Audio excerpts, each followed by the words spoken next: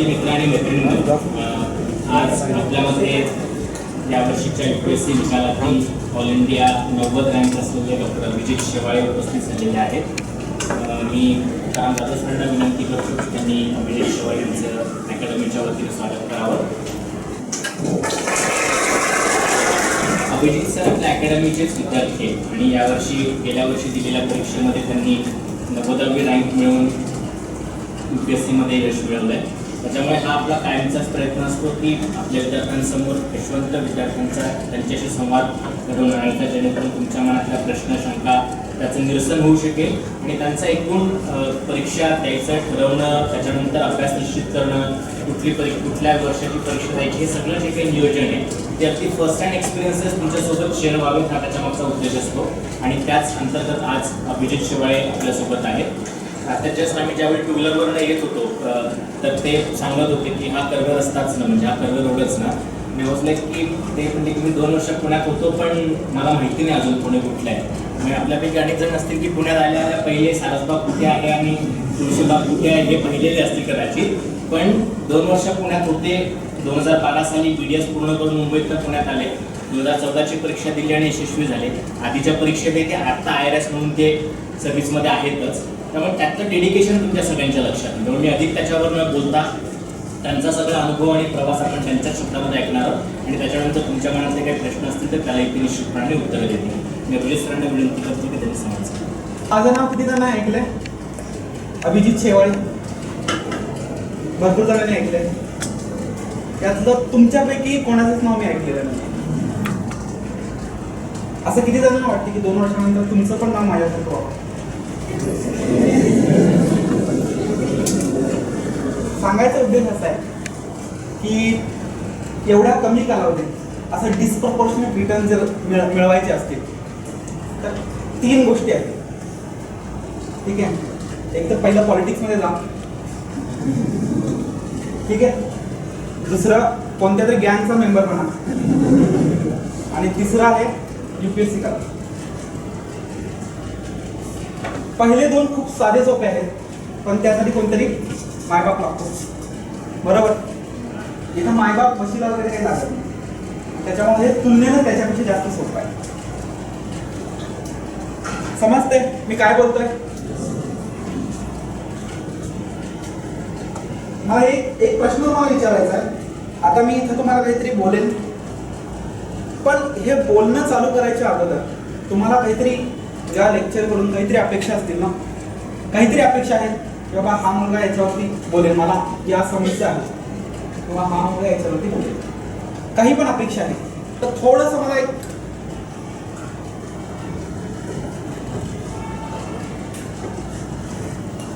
थोडंसं तुमच्याकडून कळू शकेल की नेमकं काय तुम्हाला अपेक्षा आहे. किंवा या लेक्चरकडून मला ही अपेक्षा आहे.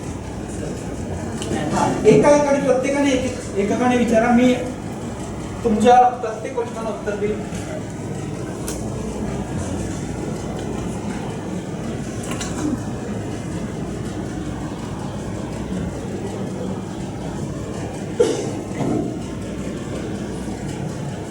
प्रत्येकाने एक काही पण तुम्हाला जे वाटतं, तू किती पण सिली डाऊट असू दे, असं वाटेल तुम्हाला की बाकीचे मुलं म्हणजे हसते तरी पण विचारा.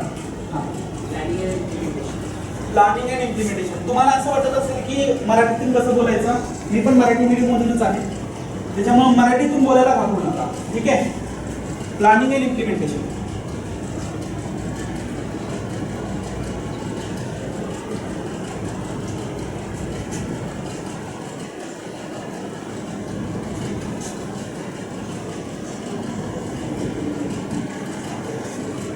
दुसरं अभ्यास करण्याची पद्धत आणि स्ट्रॅटेजी. Line of strategy.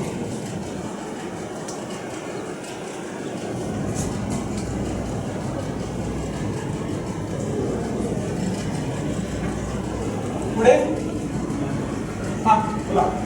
परीक्षेचे माध्यम मराठी.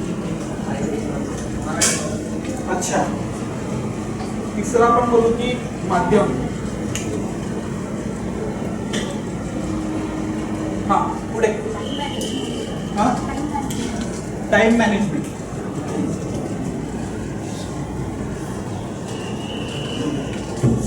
थोडंसं इथं शॉर्ट फॉर्म लिहिलं मी. हां पुढे हां ऑप्शनल कोणता निवडायचा.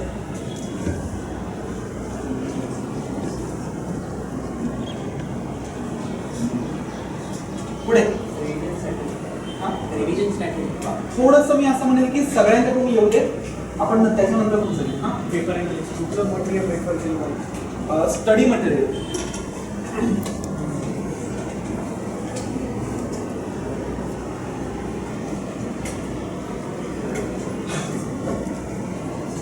हां paper and paper analysis.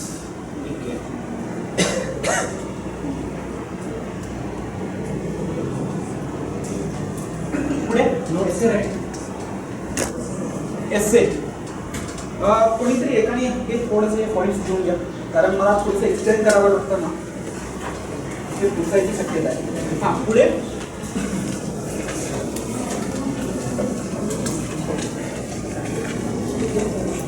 Essay writing skill, लिखाणाचं कौशल्य.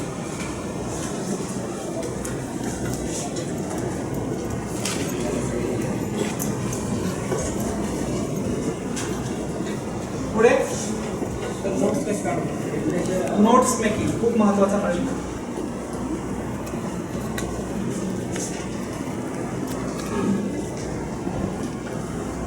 पुढे mistakes done by you. Okay.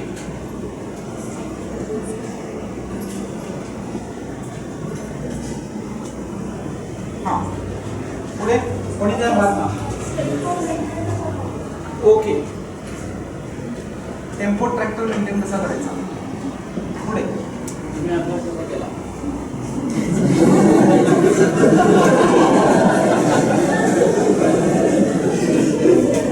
Line of traffic. What exactly commission आपल्याला अच्छा demand of the exam right. Demand of the exam.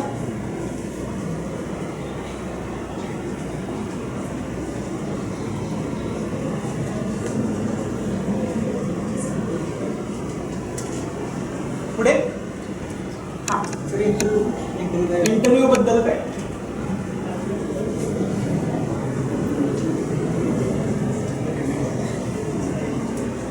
पुढे हां okay initial preparation.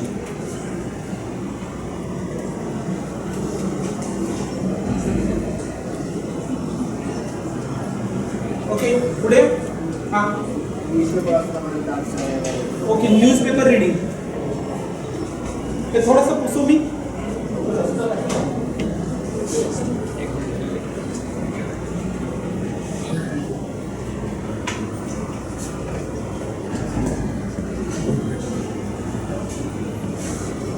Newspaper reading.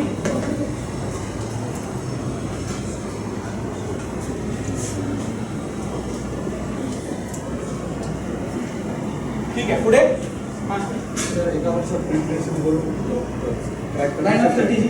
Line of strategy मध्ये होईल cover. हां हां बोला. मोटिवेशन. अच्छा एक मिनिट.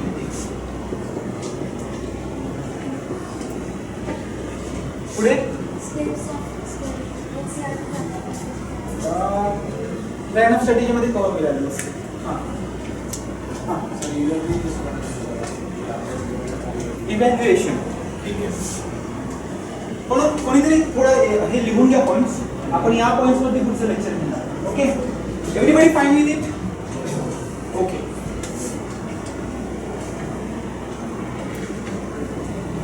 इव्हॅल्युएशन. हां अजून पेशन्स मेंटेन ठेवणे. टेम्पो पेशन्स इथं आपण थोडंसं ॲड करू शकतो. हां पुढे हां UPSC द्यायचं कधी नव्हतं. माझा थोडासा एक्सपिरियन्स. ओके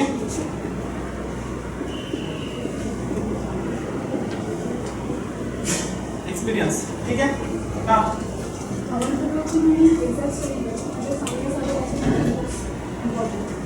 अवांतर वाचन सिरियसली सांगतो मी, मराठी ग्रामीण कथा सोडून मी काहीच अवांतर वाचन केलं नाही. त्याच्यामुळं मी तेवढा त्या चॅप्टरला न्याय देऊ शकेल का, थोडासा हा प्रॉब्लेम आहे. त्याच्यामुळे मी स्वतः अवांतर वाचन केलं नसल्यामुळे थोडंसं तुम्ही जे चांगले जास्त डिझायरेबल आहेत तर त्यांना विचारेल. हां पुढे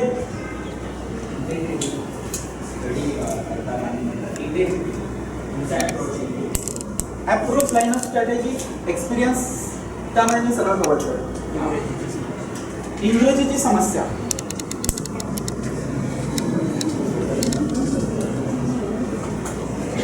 पुढे किती पण सिली एकदम असं वाटतं की सगळेजण असतील, पण असू द्या, सगळ्यांना असू द्या, काही असू दे, एकदम साधा डोकं. इथं कोणीतरी रिव्हिजन म्हणाला,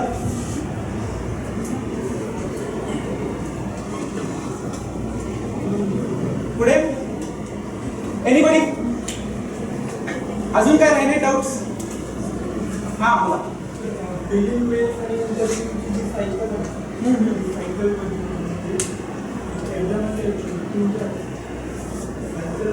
मला नाही कळलं नेमकं काय बोलायचं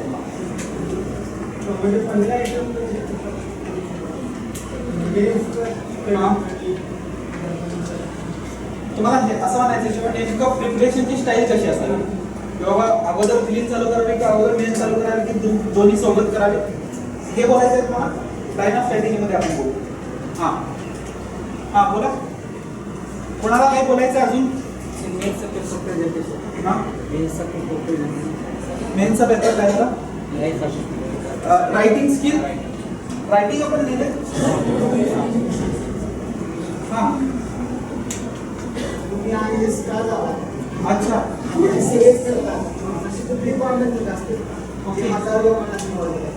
अच्छा. समवॉट ज्या अकॅडमीच नाव आहे युनिकनेस.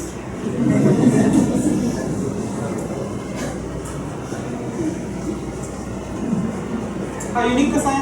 क्यों कसा लिहिलाय? क्यों खाली आलाय की वरती गेलाय? असं काहीतरी लिहिलंय का? हा युनिकनेस. हा पुढे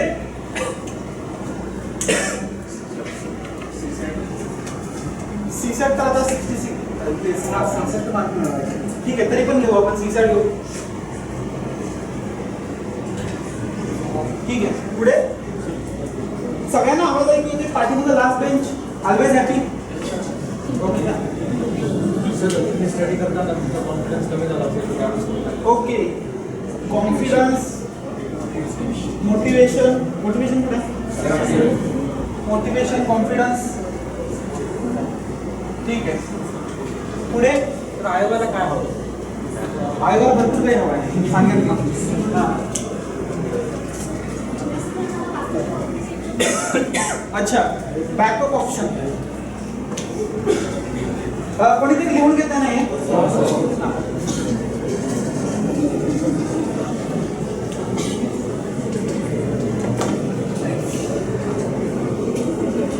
बॅकअप ऑप्शन,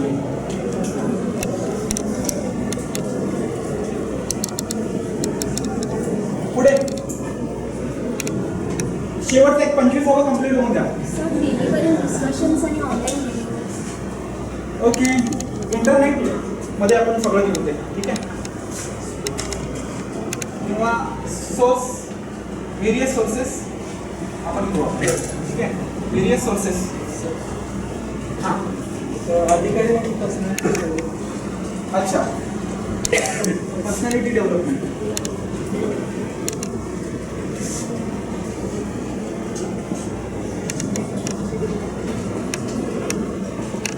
हां हां बोला. ग्रुप डिस्कशन करताना कोणत्या गोष्टीवर? ग्रुप डिस्कशन,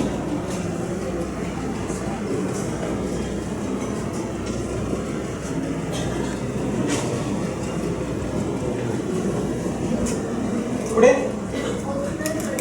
हां ऑप्शनल झाला. एनीबडी अजून काही राहिलंय? हां इथिक्स. एथिक्स थोडंसं आपण लाईन ऑफ स्ट्रॅटेजीमध्ये आपण एक काम करणार आहे आता की जे विषयाशी संबंधित आहे तर त्याच्याबद्दल थोड्या पुढच्या लेक्चरमध्ये किंवा नंतरच्या लेक्चरमध्ये बघू. ओव्हरऑल हे काय आहे की ओरिएंटेशन लेक्चर आहे. आपल्याला अभ्यास कसा करायचा आहे किंवा अभ्यास करताना चुका काय होते याबद्दल हे थोडंसं लेक्चर आहे. हां, लेक्चर म्हणण्यापेक्षा आपण थोडंसं डिस्कस करतोय. कळतंय? Everybody fine with it? सगळ्यांना समजतंय? आता थोडंसं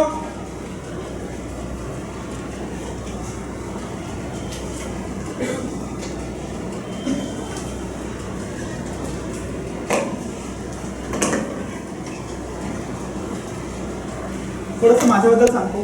एक्सपिरियन्समध्ये ते सगळं येणारच आहे. पण मी सुरुवात या परीक्षेची केली 2012 साली, जानेवारी 2012. आज किती वर्ष झाली? 3-3.5 वर्ष. ठीक आहे. 2012 साली सुरुवात चालू केली आणि काहीतरी मे मध्ये पेपर होता, 26 मे असं काहीतरी.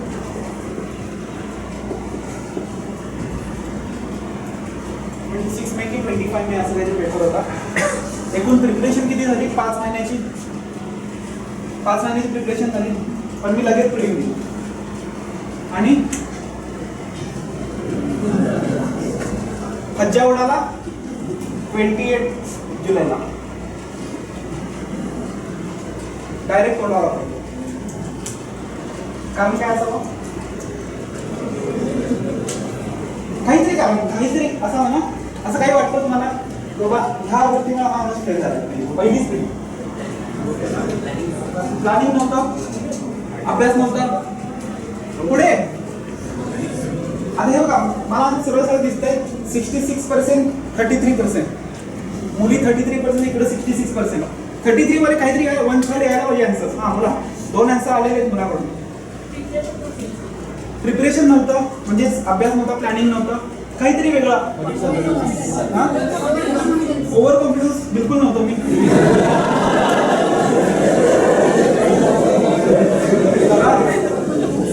प्रॉपर नोट्स नव्हत्या बरोबर. लहान संधी द्यावं, पुढचे सगळे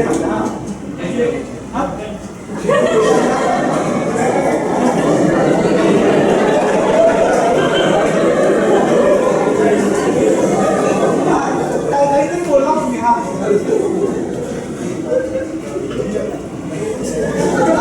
उत्तर आहे. टाळ्या पाहिजे.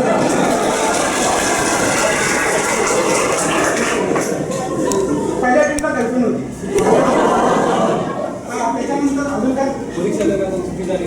हां कमी कालावधी परीक्षा देण्यासाठी अगदी बरोबर. रिव्हिजन बरोबर. पेपर पॅटर्न नव्हता कळला. अगदी बरोबर. हां कोण काय बोललो? सिसेटची तयारी. हां बोलता येईल. पण असं मला स्वतःला वाटतं की माझा मॅथ्स खूप चांगला आहे, त्याच्यामुळे सीसेट हा ऍक्च्युली विषयच नव्हता. तर हे जे काही सगळी कारणं डिस्कस झाली, तर या सगळ्या कारणामुळे ट्रेनिंगमध्ये टिपळा डायरेक्ट क्लिनिक बोल म्हणजे काहीतरी 209 असं काहीतरी कटअप लागला त्यावेळेस. आणि मला मार्क्स होते 198. ठीक आहे. तर याच्यामध्ये जीएसला मार्क होते 95. त्याच्यानंतर आपल्या सीसेटला मार्क होते 103. आणि considering my level of preparation GS मध्ये 95 येणं म्हणजे खूप मोठी गोष्ट. ठीक आहे. कारण जे एक्झाम क्लिअर केले होते त्यांनी फक्त सीसेट मध्ये 180, 170 असे मार्क्स काढले. आणि मी फक्त सीसेट मध्ये नेमकं काय झालं माहित नाही, फक्त कॉम्प्रिहेन्शन म्हणून कुठेतरी चुकला असा आणि डायरेक्ट मीटिंग दिली. दुसरा अटेम्प्ट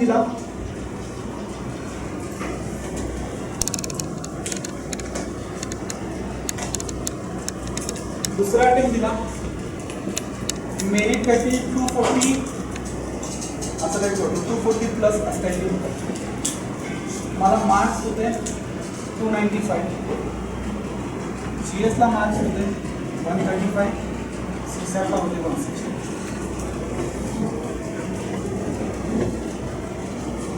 एका वर्षात एवढा बदल. त्याच अटेम्प्टला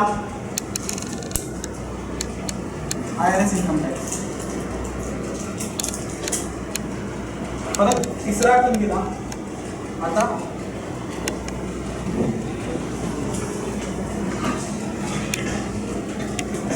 आणि लेट मी ॲडमिट, फर्स्ट अटेम्प्टला मला गर्लफ्रेंड होती, आज पण ती माझी वाईफ बनणार आहे.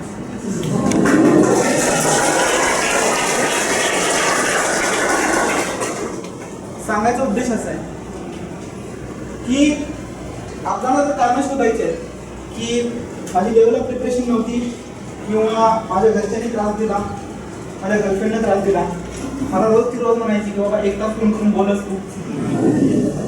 जर असं काहीतरी कारण देत बसला तर खूप अवघड आहे.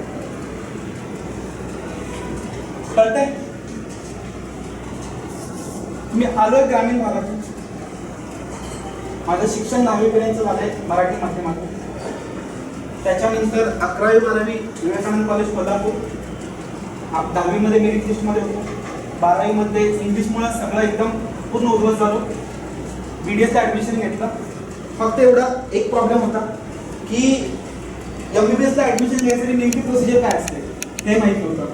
त्याच्यामुळे BDSला ॲडमिशन मिळालं कागदपत्रांच्या घोटाळ्यामुळे. त्याच्यानंतर BDS केलं. BDS मुंबईतून केलं. मुंबई म्हटलं सगळ्यांना कळालं असेल BDS कसं केलं असेल. BDS मुंबईत केलं. 5 वर्ष काहीच केलं नाही. त्याच्यानंतर कुठेतरी कळायला लागलं की आपल्याला काहीतरी पुढे जाऊन करायचं आहे. मला हे कळायला लागलं की मला डेंटिस्ट्री आवडत नाही, एवढं मला कळत. पुढे जाऊन काय करायचं. ऑलमोस्ट सगळे आता इथं ग्रॅज्युएट आहेत की ग्रॅज्युएशन करतायत. किती जण ग्रॅज्युएशन करतायत? ग्रॅज्युएट आहेत किती जण? ऑलमोस्ट सगळेजण. ग्रॅज्युएशन संपलं कधी? 1 वर्षाच्या आत ग्रॅज्युएशन संपलेले म्हणजे 2014 संपले किंवा 2015ला संपलं असे किती जण?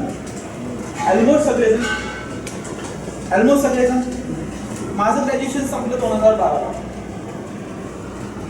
डिसेंबर 2011 म्हणजेच जानेवारी 2012 मध्ये चालू केला. फक्त 2-2.5 वर्षाचा अभ्यास income tax, assistant commissioner of income tax. त्याच्यानंतर परत 6 महिन्याचा अभ्यास IAS. एवढं साधं सगळं सोपं आहे. तुमच्यामध्ये आणि माझ्यामध्ये साम्य किती आहे हे कळलं.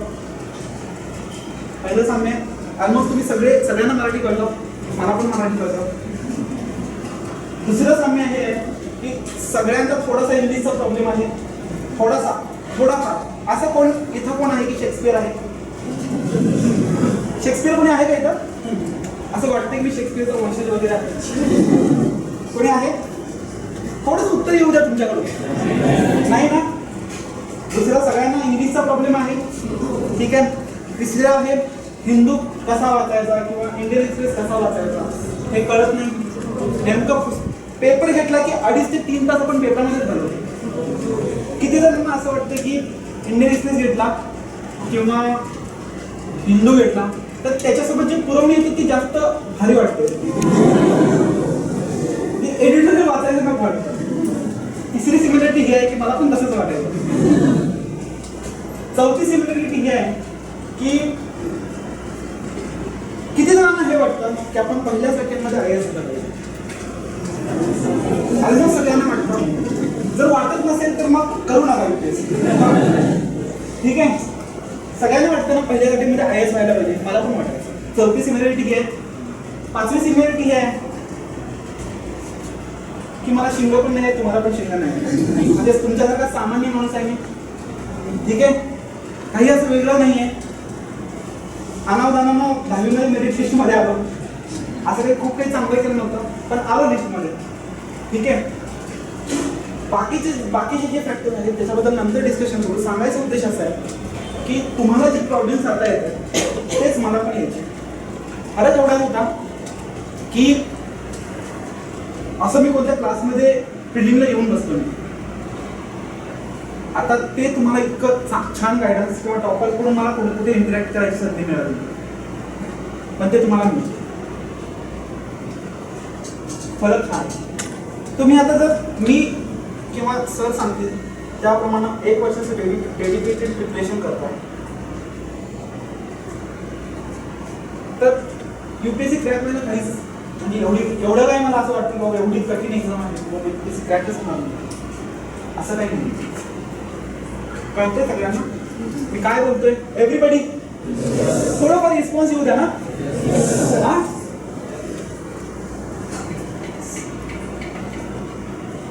थोडंसं एक एक पॉईंट घेऊया आपण आता हळूहळू. हा पहिला पॉईंट काय होता? Planning and implementation.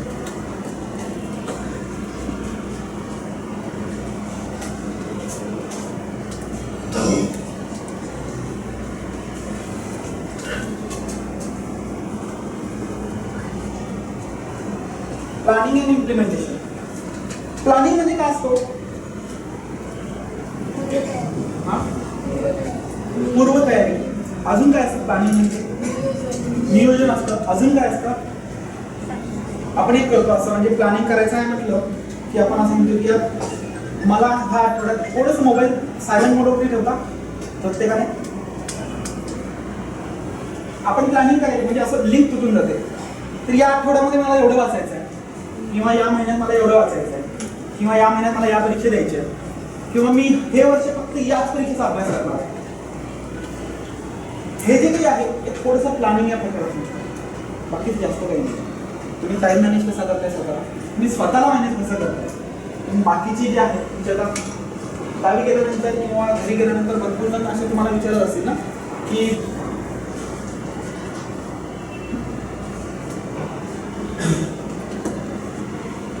तुमचा मुलगा काय करतो, तुमच्या आई वडिलांना विचारत असतील तुमची मुलगी काय करते, झाला आता ग्रॅज्युएट झाला, पैसे कधी कमवणार, लग्न कधी करायचं विचारलं असेल. प्रत्येकाला विचारलं. प्रत्येक आता तुम्ही जरी विचारत जरी नसतील एकदा जाऊन आई वडिलांना विचारा. हे सगळ्यांना विचार. प्रत्येकाच्या आई वडिलांना विचार. त्याच्यामुळे थोडंसं आई वडील आपल्याला विचारतात यार काय करतोय, UPSC खरंच करायची आहे तुला, तर किती वर्ष लागतील तयारीला. खूप वेळा असं असते की एक मराठीमध्ये म्हण आहे. कोणती म्हण आहे?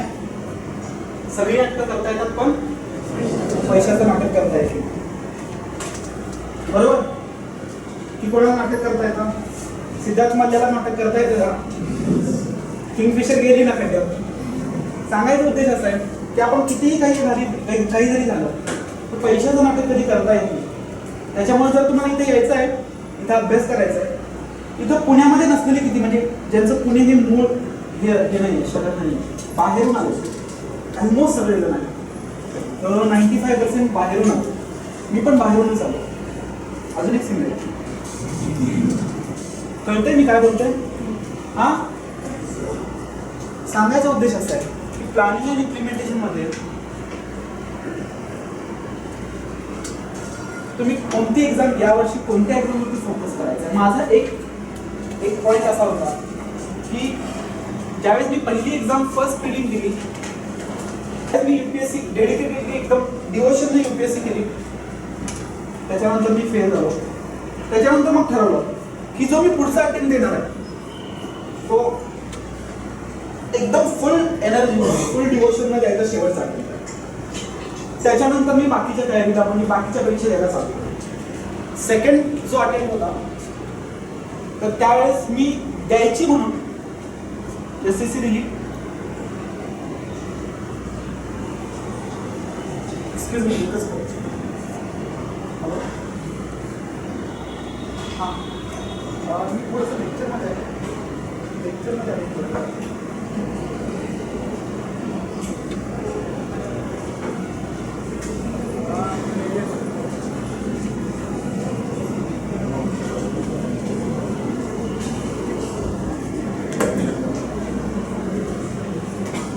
काय बोलत होतो?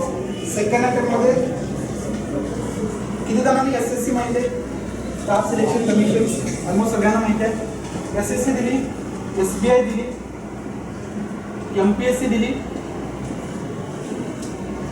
त्याच्यानंतर असिस्टंट कमांडंटची परीक्षा असते. त्या परीक्षेचं नाव वाटतं की CAPF का CQ असं काहीतरी असतं.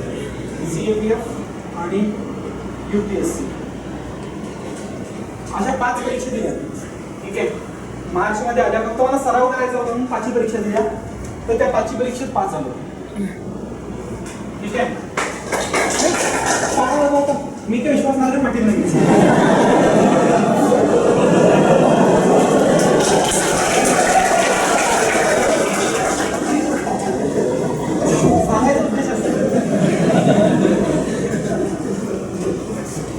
एवढ्या परीक्षा एवढ्या कमी कालावधीत दिल्या, पास झालो, हे काही नाही, प्रत्येकाला शक्य आहे. ठीक आहे. तर 5 परीक्षा होत्या, 5 परीक्षांची प्रिलिम पास झालो होतो मी. एक दुर्दैवाने काय झालं की मे 2013 मध्ये UPSCचा पूर्ण सिलेबस बदलला. सगळ्यांना माहिती असेल, मे की एप्रिल असं काहीतरी होतं होता. त्यावेळेस ठरवलं की ही सगळ्यात गोल्डन अपॉर्च्युनिटी आहे UPSC क्रॅक करायची. कारण खूप महारथींनी महारथींनी त्यावेळेस गॅप घेतला. जे थर्ड अटेम्प्टवाले आहेत, फोर्थ अटेम्प्टवाले आहेत, नेमकं सिलेबस कसा आहे, तो पेपर कसा आहे हे माहीत नव्हतं, अनसर्टिनिटी होती. त्याच्यामुळे त्यावेळेस ठरवलं की ह्या प्लेसची गोल्डन अपॉर्च्युनिटी आहे, इथं आपल्याला UPSC क्रॅक होऊ शकते. आणि त्याच्यामुळे ठरवलं की या 40 परीक्षा आहेत त्यांची मेन तास जायची. म्हणजे असिस्टंट कमांडंटची पोस्ट होती, तर त्याची प्रिलिम पास झाल्यानंतर डिरेक्टली इंटरव्ह्यूला बोलवलं. म्हणजे फक्त मी इंटरव्ह्यू देऊन जरी आलो असेल तरी मला पोस्ट मिळाली असेल. म्हणजे डायव्हर्शन एका परीक्षेवरती फोकस करायचा आहे मला. MPSCची त्यावेळेस खूप छान जागा होता, मी म्हटलं द्यायची नाही. SSCच्या जवळजवळ 17,000 ते 18,000 लोक होत्या, द्यायचं नाही. SBIच्या त्यावेळेस अशी ॲड झाली होती की 70,000 पेमेंट असते. SBIची जर परीक्षेतून POची परीक्षा पास झाला 70,000 पेमेंट असते. मी म्हटलं द्यायचं नाही, कारण मला माहित होतं की UPSCचा तो अटेम्प्ट होता, तो गोल्डन होता. UPSC दिली 5 महिन्यासाठी. मी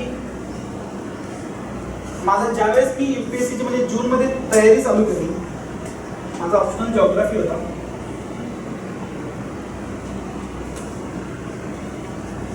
ज्यावेळेस मी तयारी चालू केली तर त्या जॉग्राफीचं मी 30% पण वाचला नव्हतं, लेस दॅन 30%.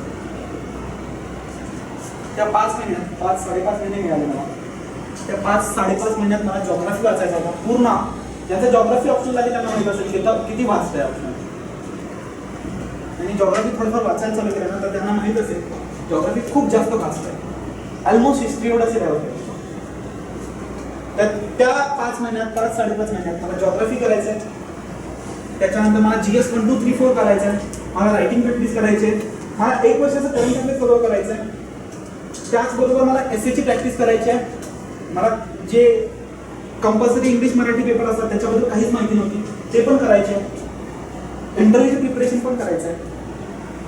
पण हे सगळं करायसाठी सगळ्यांना 5-5.5 महिने मिळणार आहेत, मला पण 5-5.5 महिने मिळणार आहेत. त्याच्यामुळे म्हटलं द्या, एकदम सिन्सिअरली द्या अटेम्प्ट, जे होईल ती बघता येईल. ठीक आहे. कोणतीच परीक्षा बाकीची दिली नाही, UPSC चालू केली. 5-5.5 महिन्यात जसं होता होईल तेवढा अभ्यास केला. मेनचा रिझल्ट लागला 12 मार्चला, 11 मार्च की 12 मार्च. ठीक आहे. पास झालो. इंटरव्ह्यूला गेलो. इंटरव्ह्यू लगेच काहीतरी होता 15 एप्रिलला. 15 एप्रिलला इंटरव्ह्यू केला. माहीत होतं सिलेक्शन होणार आहे, फक्त रँक माहीत नव्हतं. 154 रँक आला. 12 जूनला रिझल्ट लागला. मी म्हटलं झालं, एकदा UPSCच्या लिस्टमध्ये तरी आलो. पण सर वगैरे असायचे त्यावेळेस, अवॉर्ड फंक्शन होतं इंग्लिशचं. त्यावेळेस संजय खरातेने खूप छान वाक्य बोलले ते मला. त्यावेळेस त्यांनी भाषण करताना हे बोललं की आम्ही मागच्या सेकंड रूममध्ये बसलो होतो आणि बाकीचे माझ्या अगोदर जे ज्यांचा रँक होता त्यापैकी कमी जण दोघा की तिघांनाच IAS मिळाला होता, पण ते माझ्या अगोदर बसले होते, माझ्या अगोदरच्या रांगेत बसले होते. तर त्यावेळेस संजय खरात शेवटी त्यांना IPS मिळाला, मला IRS इन्कम टॅक्स मिळाला. तर त्यावेळेस ते बोलले की पुढच्या वर्षी आम्ही येऊ, पण जेवायचं असेल, पंक्तीला बसायचं असेल तर कुठली डब्यात बसू, खरं पहिल्या रांगेत बसून घेऊ. कळते. त्यांचा सांगायचा उद्देश असा होता की पुढच्या वेळेस आम्ही परत अटेंड करू, पहिल्या 100 मध्ये येऊन जाऊ. ते जे आहे ते कुठेतरी भावलं. म्हटलं IRS इन्कम टॅक्स मिळालं, पण IRS इन्कम टॅक्स अशी किती जणांना सर्व्हिस माहिती आहे. इन्कम टॅक्स म्हटलं की कळतं काहीतरी आहे, चांगलं एकदम पॉवरफुल आहे. पण सामान्य लोकांशी जर काम करायचं आहे, सामान्य लोकांना म्हणजे आपण जिथं ग्रामीण भागात गेलो, मी जिथून आलो तिथं जाऊन जर मला काम करायचं आहे तर मला असं खरंच करता येईल का इन्कम टॅक्समध्ये. त्यामुळे म्हटलं 12 जूनला निकाल लागला. 12 जूनला निकाल लागला. एका आठवड्यासाठी घरी सेलिब्रेशन वगैरे झालं. 19 जूनला परत पुण्याला आलो. 19 जूनच्या दुपारपासून परत PPSC PUचा अभ्यास झाला. कुठे चूक होते कळते ना मला. 19 जूनला परत अभ्यास चालू केला. माझ्या बरोबरचे जे सगळे लोक होते तर त्या अनफॉर्च्युनेटली त्यापैकी अबोली फक्त माझ्यासोबत आहे आता. बाकीचे सगळेच सिलेक्शन त्यांचं होऊ शकलं नाही किंवा खालची रँक आली. त्याचं कारण असं होतं, अबोलीशी पण मी बोललो, त्याचं कारण असं होतं की आम्ही लगेच एका आठवड्यात अभ्यासाला चालू केलो. सुरुवात केली 19 जूनला परत अभ्यास चालू केला. 23 की 24 ऑगस्टला परत परीक्षा होती. म्हणजे मला माहिती होतं की जर कुठेतरी अडकायचा धोका आहे तर प्रिलिममध्ये, कुठेतरी अडकायचा धोका आहे तो प्रिलिममध्ये. आणि अजून पण माझं प्रामाणिक मत हेच आहे की जर तुम्ही प्रिलिम क्लिअर करू शकला तर नक्की तुम्ही लिस्टमध्ये येऊ शकता. Prelim is the most difficult part of this exam. मी असं म्हणत नाही की मेन्स डिफिकल्ट आहे, इंटरव्ह्यू डिफिकल्ट आहे, सगळं डिफिकल्ट आहे. आणि प्रिलिम तुमची 10 मिनिटं वाया गेली समजा सगळं संपलं. सिरियसली त्याच्यामुळे सांगतो, जर तुम्हाला खरंच प्रिपरेशन सिन्सिअरली करायचं आहे, पहिल्या कॅटेगरीमध्ये IAS व्हायचं आहे, पहिल्या कॅटेगरीमध्ये कोणाला IPS व्हायचं असेल तर ज्या आता पुढच्या वर्षी एक्झाम कधी माहित नाही, पण आपण असं कन्सिडर करू की ऑगस्टमध्ये एक्झाम असणार आहे. 1 वर्ष अगोदर या आणि 1 वर्ष अगोदर सिन्सिअरली तयारी चालू करा. यातले 7 महिने मेनचा अभ्यास, 5 महिने प्रिलिमचा अभ्यास, असा हा अभ्यास नसतो, पण तरी पण मुलं विचारतात. त्याच्यामुळे सांगतो यातले 2 ते 2.5 महिने तुम्ही ऑप्शनलचा अभ्यास करा. GS 1, 2, 3, 4 आणि essay. GS 1, 2, 3, 4 आणि essay. बाकीच्या राहिलेल्या 3-3.5 महिन्यात करा. essay मीन होईल प्रत्येक आठवड्याला कमीत कमी 1 essay तरी लिहा. मी काय बोलतोय थोडंसं काहीतरी डोक्यावरून चाललंय का? नाही ना, बिलकुल नाही ना. समजते सगळ्यांना? इंग्लिशमध्ये बोलू? तर सांगायचा उद्देश असा आहे, मी हे सांगतो की जर तुम्हाला फर्स्ट अटेम्प्टमध्ये, आणि बिलीव्ह मी, ज्यावेळेस तुम्ही फर्स्ट अटेम्प्टमध्ये इंटरव्ह्यूला जाता तर त्यावेळेस जे पॅनलवरचं जे इम्प्रेशन आहे तुमचं खूप छान असतं. सेकंड अटेम्प्टमध्ये, थर्ड अटेम्प्टमध्ये थोडंसं एकदम त्याची जी चकाकी कमी व्हायला लागतं. फर्स्ट अटेम्प्टमध्ये इंटरव्ह्यूला जातात मोस्ट ऑफ दिस लोकांना हे बघितलं की फर्स्ट अटेम्प्टमध्ये इंटरव्ह्यू झाले त्याच्यामध्ये खूप छान मार्क्स मिळाले. त्याच्यामुळे अटेम्प्ट घ्यायची गडबड करू नका. त्यावेळेस तुमचं प्रिपरेशन झालंय, अटेम्प्ट द्या. जर खरंच प्रिपरेशन झालं नाही, मेनचं काहीच माहित नाही, मेनच्या ऑप्शनची बिलकुल पण तयारी नाही, पण तरी पण एकदा प्रिलिमचा अनुभव कसा असतो, अनुभव बघायचा तर CLच्या प्रश्नपत्रिका बघा, युनिटच्या घ्या आणि त्या सॉल्व्ह करा. त्या दिवशी बसून 23 ऑगस्टला परीक्षा आहे, तुम्ही पण 23 ऑगस्टला बसा किंवा 24 ऑगस्टला बसा आणि तुम्ही पण अनुभव घ्या लाईव्ह एकदम. फक्त मी असं बघतोय की मेनचं काहीच वाचलेलं नाही आहे, काहीच माहित नाही. ऐसे कसा लिहायचा आहे, GS 1, 2, 3, 4 कसं आहे, ऑप्शनल काय आहे, काहीच माहित नाही. फक्त मला परीक्षा द्यायची आहे आणि एकदा अनुभव घ्यायचा आहे. जर असं ऐकत असेल तर खूप अवघड होईल बिलकुल. कारण एकदा आपण त्या चक्रात सापडतो. कोणीतरी बोलता बोललं की प्रिलिम, मेन्स आणि इंटरव्ह्यू असं काहीतरी तिथं कोणीतरी बोललं. हां, तर ते चक्र हे कसं बेरायचं हे अभिमन्यू खूप अवघड होऊन जातं. कारण कसं होतं, प्रिलिम एकदा ऑगस्ट महिन्यात संपली, सप्टेंबर ऑक्टोबरमध्ये रिझल्ट येतो, आपल्याला माहित असतो रिझल्ट काय आहे, फेल होऊन जातो, फ्रस्ट्रेशन येतं, नोव्हेंबर महिना उजाडतो. त्याच्यानंतर मग नोव्हेंबरमध्ये सगळे एकदम मेन्सवाले एकदम कडक तयारी करत असतात. त्यावेळेस वाटायला लागतं यार, त्यांच्याकडे बघून थोडंसं अजून जरा वाटायला लागतं यार आपल्याला आपल्या मेहनत झाली असते, आपला चान्स चिंता, आपण काहीतरी वेगळं चालू असतं आपल्या मनात. मग आपण त्या ह्याच्यामध्ये त्यांच्याकडे बघून जलसी म्हणता येणार नाही, पण फक्त आपल्याला वाटायला लागतं की आपल्याला एक संधी तरी मिळाली असती कधी. मग त्यावेळेस आपल्यासोबत जे अभ्यास करणारे असतात, जे मेहनत घेणारे असतात, ते त्यांच्या अभ्यासात लागले जातात. आपण जो नोव्हेंबर महिना आहे फक्त एवढाच विचार करत होतो आपलं चुकलं काय नेमकं, आणि का झाली मी तयारी, फक्त एवढाच विचार करतो. आपण चुकलं काय, आपलं ट्रेनिंग का झालं नाही, आपण पास का झालं नाही, फक्त एवढाच विचार करत असतो. जवळजवळ त्या फेजमधून बाहेर यायला 40 दिवस लागतात. तोपर्यंत या पोरांची मेन्स चालू झालेली असते. मेन्सची एक्झाम चालू व्हायला म्हणजे डिसेंबरमध्ये ऑलमोस्ट त्यांचा शेवटचा ह्याच्यात आलेले असतात. त्याच्यानंतर मग आपण पण म्हणतो की नाही आपण ह्याच्यासोबत परत तयारी चालू करतो. 10-15 दिवस अभ्यास करतो. मग ते मेन्स द्यायला येतात.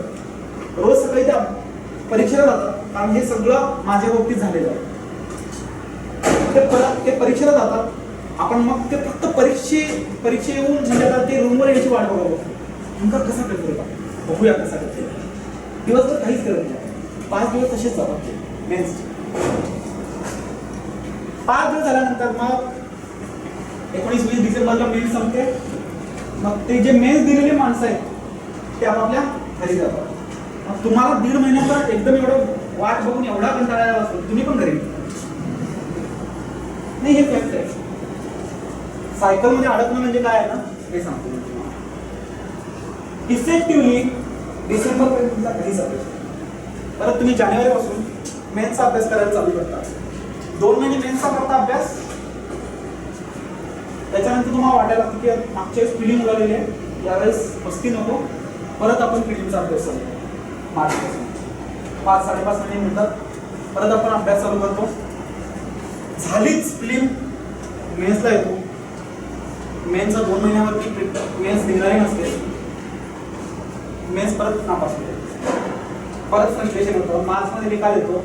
मेन्स बद्दल आपण खूप अपेक्षा ठेवून असतो. मार्चमध्ये निकाल येतो. मार्चमध्ये परत फेल झालेला असतो. फ्रस्ट्रेशन, डिप्रेशन याच्यामध्ये परत 1-1.5 महिना जातो. एप्रिल उजाडतो. त्याच्यानंतर कळते की आपल्याला प्रिडिक्ट परत करायला लागेल, नंतर आपलं अवघड होतं. तरी पण आपण मन मारून परत 1 महिना मेन्सचा अभ्यास करतो. मे उजाडतो. त्यावेळेस कळायला लागतं की आता तर करावंच लागेल. प्रिलिम नाही तर नावाच नाही. परत मे मध्ये प्रिडिक्ट करायला लागतो.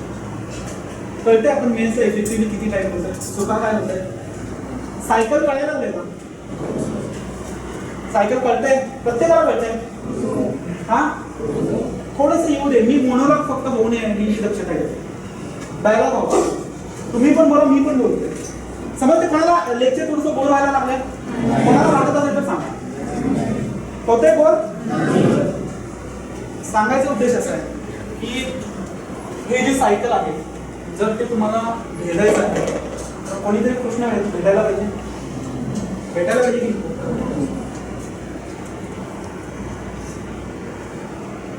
7+5 हा तुमचा प्रश्न आहे. 7 महिने मेन्सचा अभ्यास करा. 5 महिने फिलिंगचा अभ्यास करा. नक्कीच फायदा होईल. कारण मी ह्या सेकंड अटेम्प्टला मी केलेलं.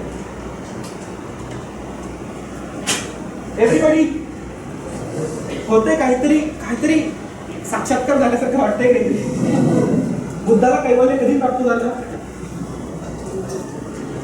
मी काय सांगतोय, तुम्ही आज इथं मी काय बोलतोय हे महत्वाचं नाही, तुम्ही काय ऐकताय हे महत्वाचं आहे. समजताय? पुढे जाऊन हे पण म्हणेल की तुम्ही काय ऐकताय हे पण महत्वाचं नाही, तुम्ही घरी काय घेऊन जाताय हे महत्वाचं आहे. कळतंय? सगळ्यांना कळतंय ना? आवाज येऊ दे ना. तुम्ही घरी काय घेऊन जाताय हे पण महत्वाचं नाही, तुम्ही जे घेऊन गेला त्यावर काय करताय हे जास्त महत्वाचं. आता इथून पुढे महत्वाचं नाही असं. ठीक आहे ना? पुढचा पॉईंट काय होता? आपल्याला प्लॅनिंग इम्प्लिमेंटेशन करून कळायला नेमकं काय करायचं आपल्याला.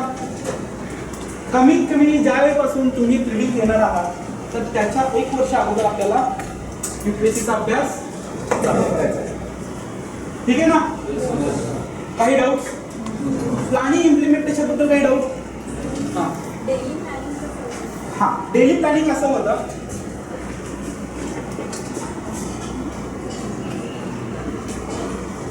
आता जे डेडिकेटली प्रिपरेशन करताय एकदम फक्त यूपीएससी की यूपीएससी, तर माझं ज्यावेळेस मी सेकंड अटेम्प्ट दिला तर त्यावेळेस माझं असं प्लॅनिंग होतं की 6 वाजता उठायचं. सकाळी AM आहे. 6 वाजता उठायचं. आपल्याला 1 तास आपल्याला रॅन करायचं आहे.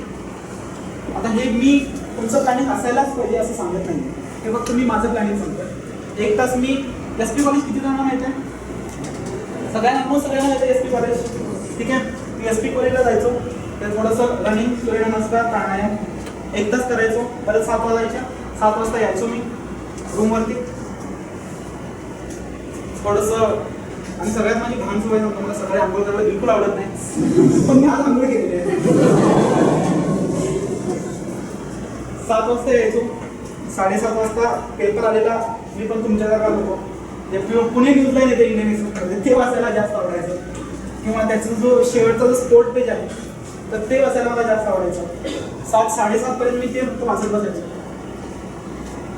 7:30ला मग भूक लागायची, 7:30ला जायचो नाश्त्याला, 7:30 ते 8 नाश्ता व्हायचा. 8 वाजता रूमवरती यायचो, अभ्यास चालू करायचा, 1 वाजेपर्यंत अभ्यास करायचो. 1-1:15 दरम्यान जेवायला जायचो. ठीक आहे, 1:45 पर्यंत जेवण व्हायचं, रूमवरती यायचो. किती जणांना हे याची अनुभूती आली की जेवल्यानंतर दुपारी झोप सगळे. खूप कमी लोक असतील की ते कैवल्याच्या पलीकडे पोहोचले आणि दुपारी झोप येते. सगळ्यांना अनुभव, सगळ्यांना झोप येते. 80% 90% मला पण यायची, म्हणून मी पण माणूस आहे, तर मी पण एकटाच झोपायचो. खूप लोक असे करतात की दुपारी झोप येत नाही, पाणी मारणे तो चहा मारतोय पण बसणार. 2:45 पर्यंत झोपायचो, उठायला कधी कधी 3 वाजायचे, परत अभ्यास वाजायचा. 5-5:30 पर्यंत अभ्यास करायचो, 5:30 पर्यंत अभ्यास करायचो. 5:30ला चहा घ्यायला जायचो. ठीक आहे ना, 5:30ला चहा घ्यायला जायचो. 6 वाजेपर्यंत टाइमपास व्हायचा. चहा घेण्यासाठी खूप सारी स्थळं फिरायचं. बघायला चांगलं वाटतं ना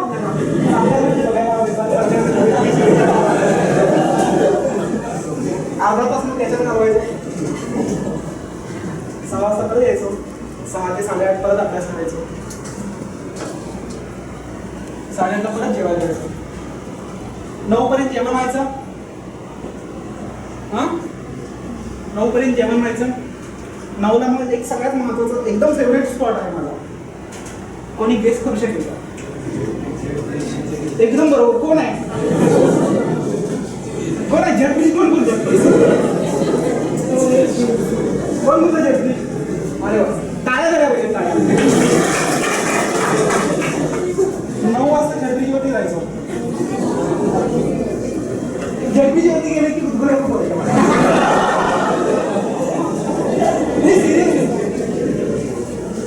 9 ते 10 पण त्या गुदगुल्याकडे लक्ष न देता मी जे दिवसभर वाचलंय, मी आज दिवसभर हे किती तास, 8 ते 5 तास, इथून 2.5 तास 7.5 तास, आणि हे जवळजवळ 10 तास मी आज जे दिवसभर वाचलंय. जळ बीचकडे, म्हणजे ती खालून एक नदी जाते, त्या नदीकडे बघत मी आज जे दिवसभर वाचलंय त्याची रिव्हिजन करायची. मी जर आज वाचलंय की वर्ल्ड बँक काय आहे, किंवा वर्ल्ड बँकचे फंक्शन्स काय आहेत, किंवा IMF काय आहे, IMFचे फंक्शन काय आहे, तर मी फक्त एक लक्षात ठेवायचं की IMFचे फंक्शन 5 होते माझ्या नोट्समध्ये, तर त्या 5च्या 5 आठवतात मला. किंवा आज मी नॅशनल ज्युडिशियल अपॉइंटमेंट कमिशन बद्दल वाचलं, NJSC बद्दल वाचलं, पण त्याच्याबद्दल जे वाचलं ते मला खरंच आठवतंय का? तर असं काहीतरी अनालिसिस करायला 1 तास द्यायचं. 10 वाजायचे, 10 वाजता परत रूमवर,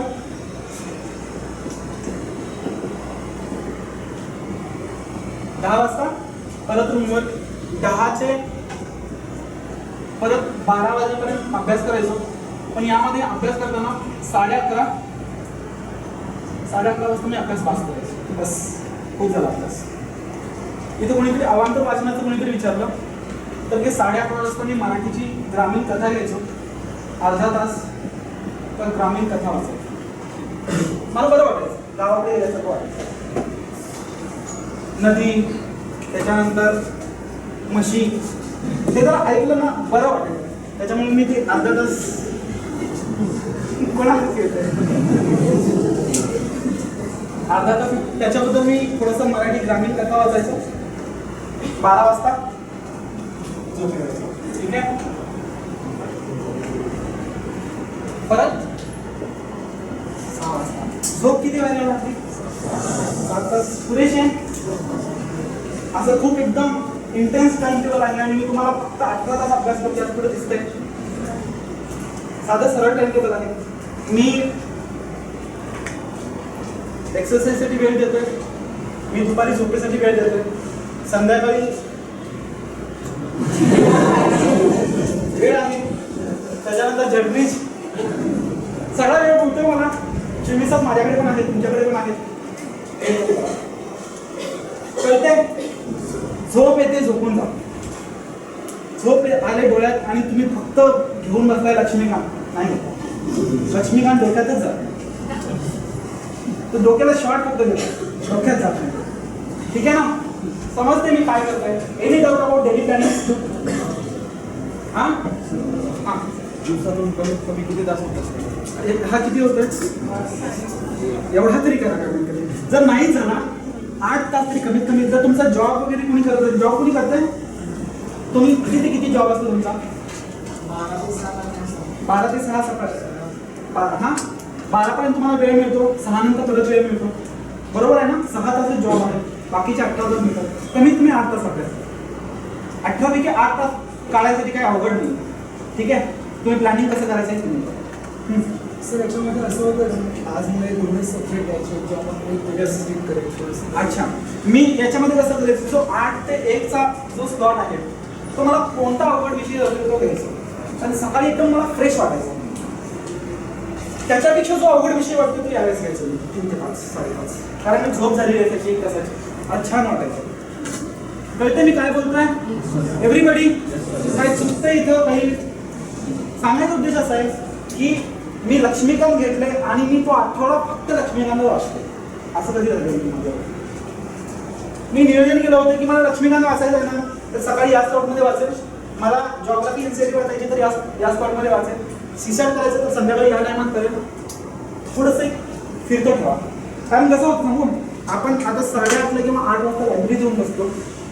9:30 पर्यंत एकदम जबरदस्त अभ्यास झाला. 9:30 काय झालं, माशी शिंपली कुठं काय कळत नाही. 9:30 झोप यायला लागते किंवा अभ्यासातून मनच होतं. सगळ्यांसोबत होतं, कधी ना कधी ते झालेलं आहे. आपल्याला असं वाटतं की 10 वाजता नको यायला आपल्या अभ्यास. आपण खाली जातो, चहा मारतो एक मस्त माहिती, परत येतो लायब्ररीत, परत अभ्यास सुरू करतो, परत ते डोक्यातच घुसतो त्याच्यानंतर. म्हणून खूप वेळा असं लोक करतात दिवसाची सुरुवात खूप भारी व्हायला पाहिजे, त्यासाठी एकदम कानात इयरबड्स वगैरे घालून बसतात, दिवसभर तसेच बसलेले असतो विचार. एकच विषय तो दिवसभर रगायला. पण प्लीज असं नका. प्रॉब्लेम कसा होतो, 2-3 तास तुम्ही वाचल्यानंतर त्याच्यानंतर त्याचं स्पीड कमी व्हायला लागतो. जर पहिल्या सकाळच्या 2-3 तासात जर तुम्ही 30 पानं वाचताय, 25 पानं, 20 पानं वाचताय, तर दिवसभरात बाकीचे 3 पण वाचले होत नाही. हे बाकी सकाळचे 2-2.5 तास त्याच्यामध्ये जर तुम्ही 20 पानं वाचताय, 25 पानं वाचताय, बाकीचे जे राहिलेला वेळ आहे 8 किंवा 9 तासाचा जो वेळ आहे, तर त्याच्यामध्ये 20 पानं पण होत नाही. ही फॅक्ट आहे, हे माझ्यासोबत घेतलेलं आहे. त्याच्यामुळे उगीच बसून राहू नका. झोप येते ना, झोपा. 1 तास झोपाल, पण त्याच्यानंतर छान अभ्यास होतो. टेन्शन घेऊन किंवा माझ्या घरचे सगळे वाट बघायला लागले आणि मला यावेळेस या 2 महिन्यातच IAS काढतो असं काही करून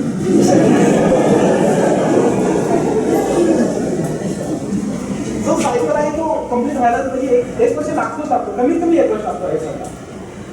तर त्याच्यामुळे अशी काहीतरी नाहक उद्दिष्ट डोळ्यासमोर ठेवून जर तुम्ही अभ्यास करताय तर नाही समजतंय. हा थोडंसं आपण येते त्याच्याबद्दल.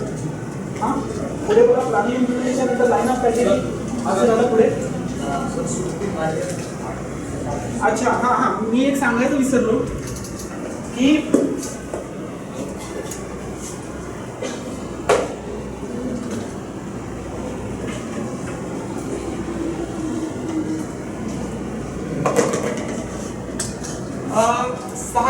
सहा दिवस आठवड्यातले 6 दिवस असा अभ्यास करायचो. ठीक आहे. मी एक डिसाईड केलं होतं की काही झालं तर जी संडेला जेव्हा पूर्ण दुनिया एकदम हॅपी संडे म्हणजे फेसबुकवरती टाकत असते, त्यावेळेस मी हॅपी संडेला एक टेस्ट देतो. कशाची पण असो, 3 तास मला टेस्ट द्यायची. ती काही असू दे, रिडिंगची असू दे, मेनची असू दे, किंवा 3 किंवा 2 तास मला संध्याकाळी टेस्ट द्यायची. 6 दिवस मी जो अभ्यास केला त्या टेस्टसाठी, तर तो शनिवारी रात्री मी रिवाईज करायचो. संध्याकाळी टेस्ट द्यायचो. त्याच्यानंतर मी परत यायचो 2च्या दरम्यान, काहीतरी 2च्या दरम्यान परत यायचो. एक तास झोपायचो. रविवारचं जेवण खूप भारी असायचं आमच्या मेसचं. त्याच्यामध्ये काहीतरी खीर असायची किंवा जेवणी बिली काहीतरी असायची. मस्तपैकी जेवायचो. 3, 3:30, 4 पर्यंत मी झोपायचो मस्त. ठीक आहे. 4 वाजल्यानंतर परत 1 ते 1.5 तास अभ्यास करायचो. 5:30 वाजता माझी कॅपॅसिटी संपून जायची. 5:30 वाजले सगळं तसंच टाकायचं मुंबईमध्ये, बाहेर फिरायला जायचो. महत्त्वाचं म्हणजे यात मला जाणवलं काय की ज्यावेळेस मी हा 5:30 नंतरचा वेळ बिलकुल अभ्यास करायचा नाही. 5:30 नंतरचा जो रविवार आहे, तो 5:30 नंतरचा जो रविवार आहे त्यामध्ये मी बिलकुल अभ्यास नाही केला. कारण असं होतं की 5:30 नंतर मी कोणत्या तरी गार्डनमध्ये जायचो.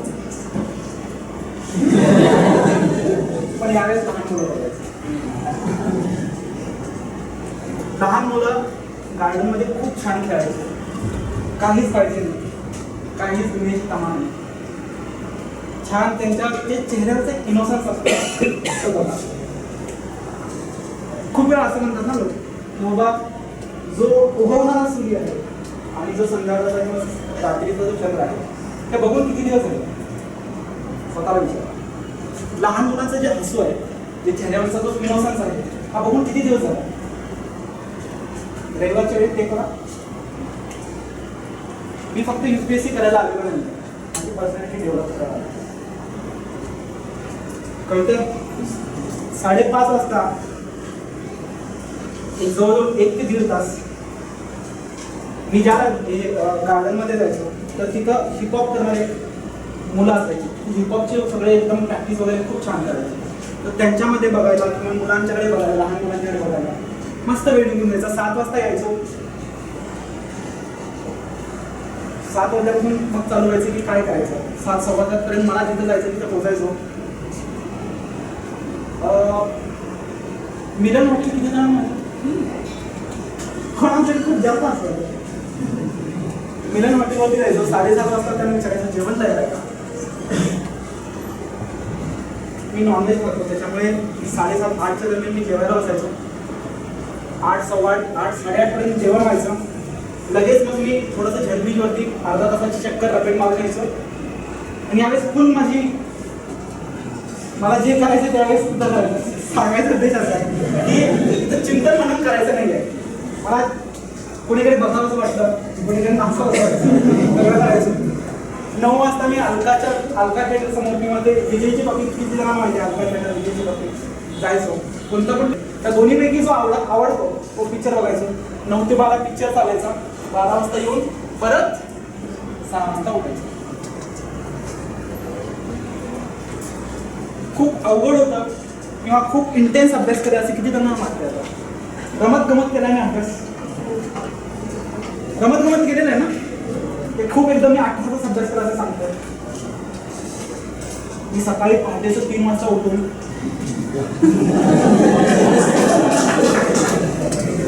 थंड पाण्यानं मी आंघोळ केली. इव्हन मला सकाळी 7 वाजता जरी आंघोळ करायला बोलवलं गरम पाणी, मला कंटाळा आहे. इन्स्पिरेशन सांगायला ऐकायला पाहिजे, पण जे आहे ते खूप प्रमाणात अभ्यास केला आहे. आणि जर मी असं करून 1-1.25 वर्षात जर UPSC क्रॅक करू शकतो, इन्कम टॅक्स मिळू शकतो, त्याच्यानंतर IAS मिळू शकतो, तर ते तुम्हाला पण मिळू शकतो. हां, काही डाऊट? हां,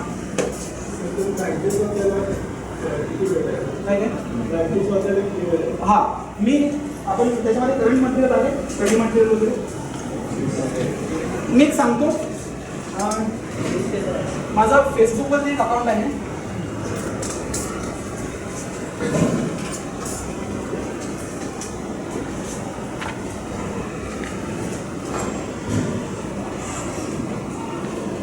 या तर त्याच्यामध्ये भरपूर सारे मी जे युजफुल आर्टिकल्स वाढणार आहे तिथे सगळे दिले. ठीक आहे. तिथे रिक्वेस्ट करतात, मी ब्लाइंडली रिक्वेस्ट सगळ्यांची ॲक्सेप्ट करतो. तर त्याच्यामध्ये स्टडी मटेरियल काय वाचायचं आहे किंवा UPSC तयारी सुरुवात करताना जे इनिशियल प्रिपरेशनचे दिवस असतात तर ते काय करायचं आहे तर ते मी सगळे आर्टिकल तिथे दिलेले आहे. महत्त्वाचं म्हणजे मॅगझिनचा मुद्दा पण इथे उचलला. मॅगझिन मी कोणतंच वाचलेलं नाही. मी फक्त एक इंडियन एक्सप्रेस वाचलेलं आहे. ना मी हिंदू वाचलं, ना कोणत्या कोणाच्या करंट अफेअरचे नोट्स वाचले नाही. मला फक्त इंडियन हिस्ट्री वाचायला वाटतं मी इंडियन हिस्ट्री वाचलेला आहे. पण तो असा वाचलाय की मी रोज त्याचे नोट्स बनवायचो. कात्रणं वाटली मला एखादा आर्टिकल खूप जास्त हेवी वाटला आणि त्यातून नोट्स काढणं शक्य नाही असं वाटलं तर ते कात्रण करून मी वहीमध्ये चिटकवून द्यायचो. कोणतंच मॅगझिन एक पण मॅगझिन वाचलेलं नाही पूर्ण प्रिपरेशन. आणि हे मला सांगणारं कोणीतरी होतं आणि मी पण तुम्हाला हे पास ऑन करतो. मॅगझिन वाचायची गरजच नाही. जर तुम्हाला असं वाटतं की बाबा ह्या महिन्याची न्यूजपेपर सोडले तर एखादं मॅगझिन उचलून घरी आला. पण मोस्ट मी हे सांगतो न्यूजपेपर शिवाय बाहेर कुठे जाऊ कळतंय. Any doubt? हां